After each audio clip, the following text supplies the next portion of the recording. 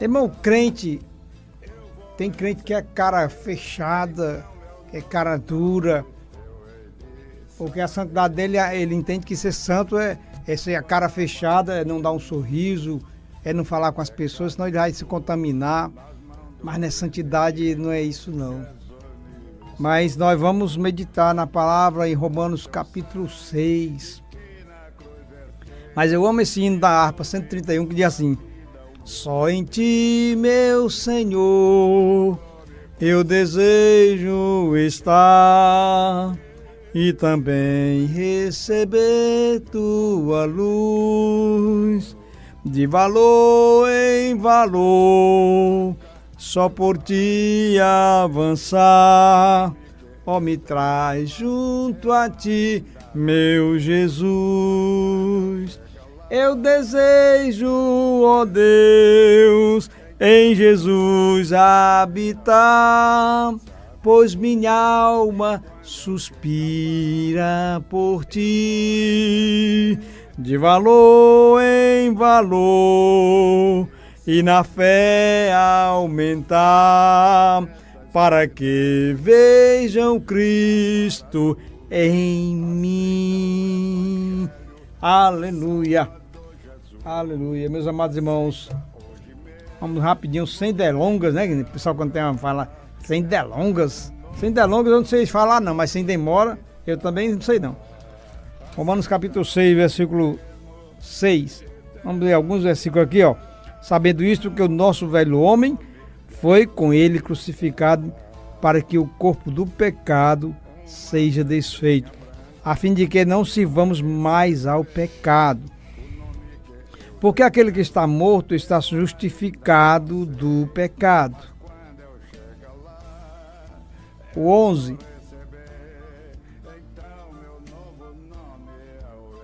Assim também vós considerai-vos como mortos para o pecado, mas vivos para Deus em Cristo Jesus nosso Senhor. Não reine, portanto, o pecado em vosso corpo mortal, para que não obedecerdes em suas concupiscências, nem tampouco apresentei os vossos membros ao pecado por instrumento de iniquidade, mas apresentai-vos a Deus como vivos dentre os mortos, e os vossos membros a Deus como instrumentos de justiça.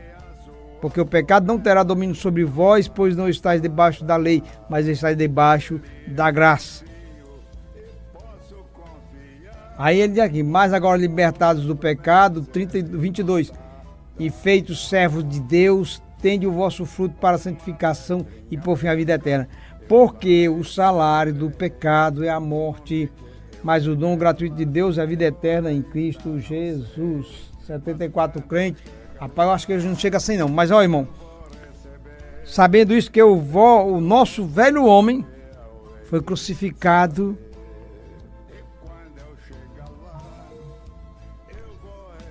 Sabendo isto, que o nosso velho homem foi com ele crucificado, para que o corpo do pecado seja desfeito, a fim de que não sirvamos mais ao pecado. Há um objetivo, não foi por acaso. Assim como Cristo pagou um preço, nós também temos um preço a pagar. Eu tenho dito, irmão, olha, sim, só lembrando um pouquinho aqui, amanhã o mundo comemora o Dia das Mães.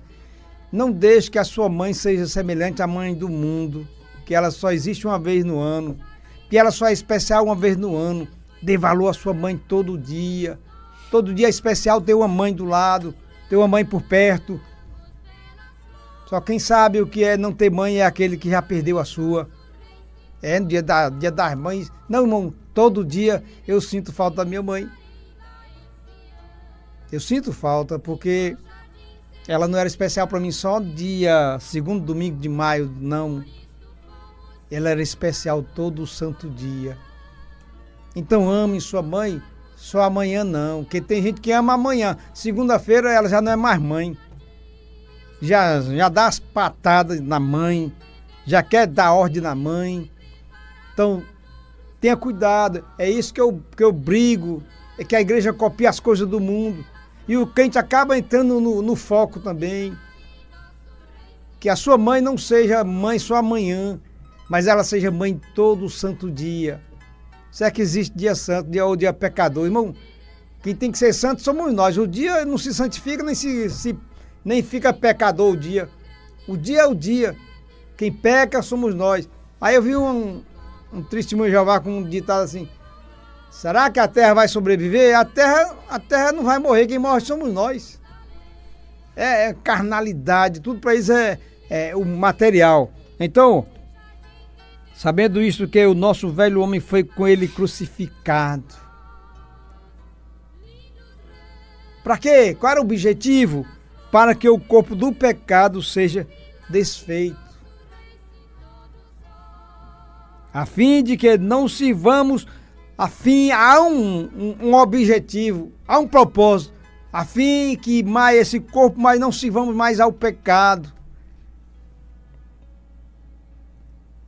Porque aquele que está morto está justificado do pecado.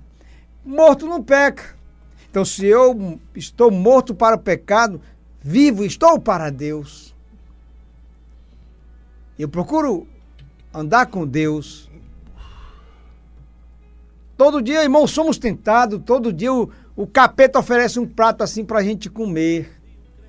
Mas não é Deus que vai rejeitar, é você que tem que rejeitar. Está na nossa eminência, no nosso poder, dizer sim ou não. O capeta, ele não obriga você, mas ele lhe oferece. E aí ele vai no seu ponto fraco. Qual é o seu ponto fraco? Não diga para ninguém não. Ó, Jesus, me ajuda aqui, que aqui, tu sabe, eu preciso vigiar. Eu preciso colocar o anjo na porta. E o capeta sabe qual é o seu ponto fraco. Então ele tenta irmão, ele só tenta aquele que está em pé, para derrubar. Quem está caído não, ele está nem aí com quem está caído. Mas aquele que procura andar na presença de Deus, ele está sempre querendo derrubar. Porque aquele que está morto está justificado do pecado. Assim também, olha. Assim também vós considerai-vos como morto. Eu preciso não somente me considerar como morto mas morto para quê, irmão? Morto para tudo aquilo que não presta. Morto para o pecado. É eu que tenho que me considerar e viver como se estivesse morto. Para os rudimentos do mundo, para o sistema diabólico que o mundo tem aí, irmão. Há alguém dizendo por aí que Deus está castigando o Rio Grande do Sul porque é um estado idólatra. Irmão, não é só o Rio Grande do Sul, não. É todo o Brasil. O nosso Brasil é um país idólatra. Se assim ele teria que castigar Ceará, Bahia, Maranhão. Não fale bobagem não, irmão.